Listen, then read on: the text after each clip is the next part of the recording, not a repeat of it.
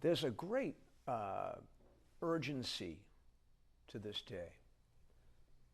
The Word of God bids us to come back to God with all our hearts. Now, right now, is the favorable time. This is the day of salvation. Do something. Don't just make a big show of it. But this is Ash Wednesday. It's kind of the coolest day of Lent.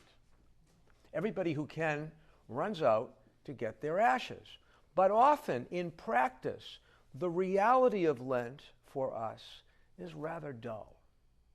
You know, we give up a little something. We might say a couple of extra prayers. We make a little donation. But as the weeks go by, isn't it true, our fervor, I should say, tends to fade. Kind of like the black mark fades on our foreheads. Maybe it's because we just don't want to be disturbed. I mean, after all, life is difficult enough. Do we have to make it worse? But hasn't God been so good to us, despite all the struggles? And don't we want to know this great God better and draw closer to his perfect goodness? Doesn't Jesus show us the merciful face of the Creator? And in the end, isn't Jesus our only hope? And what about this fact? You and I are going to die someday. Remember that.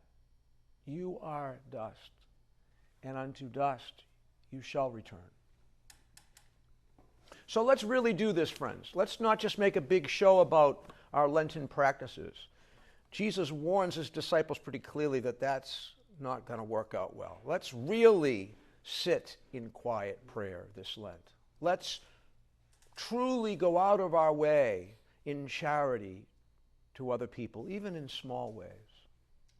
For God has created us from the dust and has redeemed us in his suffering, death, and resurrection of his Son. Can't we just give a little bit back?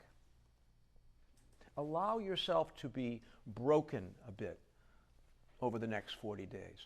Put a smile on God's face.